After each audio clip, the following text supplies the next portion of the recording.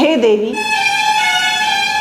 भगवान का इस पृथ्वी पर अवतार किन कारणों से होता है? कोई एक दो कारण नहीं है। ऐसा नहीं कहा जा सकता कि केवल इस कारण से भगवान इस पृथ्वी पर आते हैं, क्योंकि कोई एक कारण नहीं है। अनेका राम जन्म के हेतु अनेक कारण हैं, परम विचित्र हैं और एक से एक हैं। और उनमें से भी जो मुझे 3 या 4 कारण मालूम है देवी, वो मैं आपको बताने का प्रयत्न करता हूं। ध्यान पूर्वक और सावधान होकर के सुनो। भगवान शंकर ने मां पार्वती से कहा, मां पार्वती को श्रवण कराया। एक कारण तो मैंने आपको परसों बताया था कि इस संसार में 3 बल हैं। 3 बल, तन बल, धन बल, बुद्धि बल। तन का बल, धन का बल, बुद्धि का बल। लेकिन इन 3 बलों से भी श्रेष्ठ एक बल है जिसे कहा गया परम बल, अर्थात उसे कहते हैं सतीत्व। और मानस में कहा गया, बाबा तुलसी पूज्यपाद गोस्वामी तुलसीदास जी लिखते हैं कि परम सती असुराधिप नारी। जलंधर नाम का एक राक्षस हुआ, उसकी जो पत्नी थी वृंदा, वो परम सती थी। और उसके परम बल के कारण, उसके श्रेष्ठ आचरण के कारण, उसके सतीत्व धर्म के कारण स्वयं देवादिदेव महादेव भगवान शंकर भी जलंधर को मार नहीं पा रहे थे।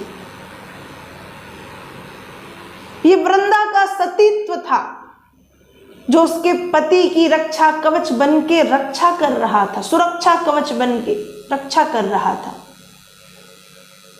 और आज संपूर्ण विश्व की माताओं को, बहनों को, देवियों को, कन्याओं को इस परम बल की आवश्यकता है। परम बल का मतलब है श्रेष्ठ आचरण, श्रेष्ठ आचरणशील की आवश्यकता है, जरूरत है,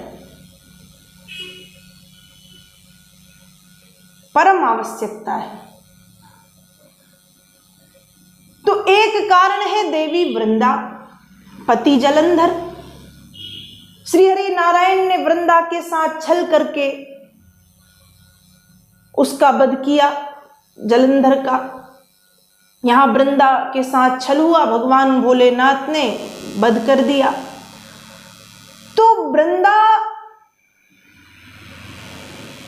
का जो पति है वो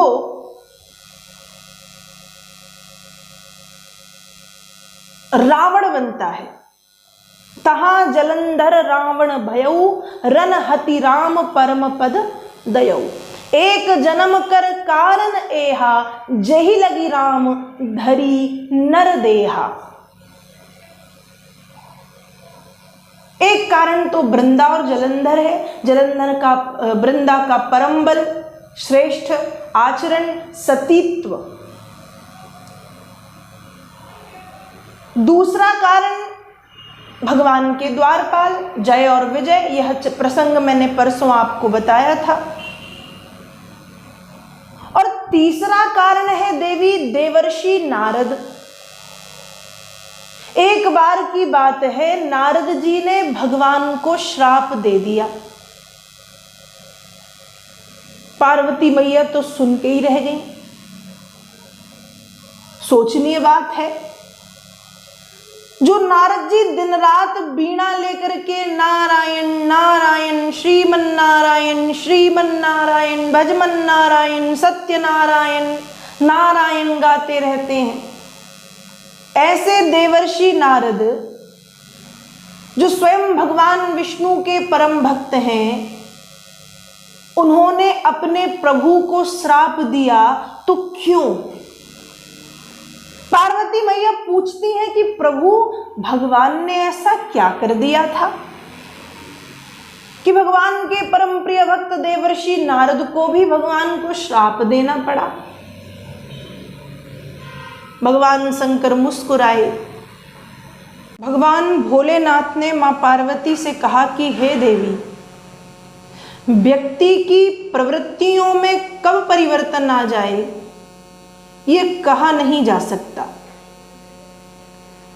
व्यक्ति के मन में काम वासनाएं कब जागृत हो जाए यह भी नहीं कहा जा सकता। तो एक बार की बात है, संसार का भ्रमण करते हुए श्रीमन नारायण गाते हुए नारद जी भ्रमण कर रहे थे। तो भ्रमण करते करते नारद जी के मन में ये भाव आया कि कब तक मैं ऐसे भ्रमण करूंगा, और भ्रमण करता हूं तो भजन करता हूं, तो भजन तो मेरा चलता ही रहता है।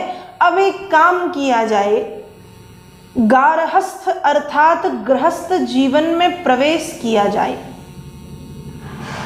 नारद जी के मन में गृहस्थ धर्म में प्रवेश करने का भाव आया। गृहस्थ आश्रम, गारहस्थ जीवन कोई बुरा नहीं होता।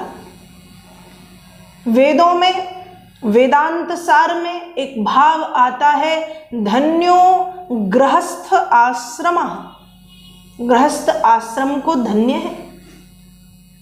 तो नारद जी के मन में भी आज ये भाव आता है कि गृहस्थ जीवन में प्रवेश किया जाए। अब अकेले रहते रहते बहुत समय बीत गया, कोई बुरा भाव नहीं था। जैसे कभी कभी जो छोटे बच्चे हैं घर में रहते रहते ऊब जाते हैं, बोर हो जाते हैं, अपने माता पिता से जिद करते हैं कहीं बाहर चलो, कहीं घूमने चलो, कहीं खेलने चलो, किसी पार्क में चलो, किसी गार्डन में चलो, किसी एक्टिविटी में चलो। यही युवाओं का या युवतियों का हाल है। घर में रहते रहते युवा वर्ग के युवतियां या युवक कभी बोर होते हैं तो लगता है कि कोई अच्छी मूवी यदि आई हो तो चलो मूवी देख ली जाए, पिक्चर देख ली जाए, फिल्म देख ली जाए। प्रौढ़ जो हैं वह भी। तो नारद जी भी एक सा जीवन जीते जीते थोड़ा सा एक प्रकार से बोर हो चुके थे, यदि सामान्य भाषा में ये समझा जाए तो नारद जी को लगा कि गृहस्थ जीवन में प्रवेश किया जाए। और ऐसा तो नहीं है कि गृहस्थ में प्रवेश करने के बाद मैं भजन नहीं कर पाऊंगा, भजन तो मेरा ऐसे ही चलता रहेगा। लेकिन थोड़ी जीवन का जो एकांतपना है, जो जीवन का अकेलापन है, वो समाप्त हो जाएगा, अकेलापन खत्म हो जाएगा। इसलिए गृहस्थ आश्रम में प्रवेश करके भजन करना उचित है।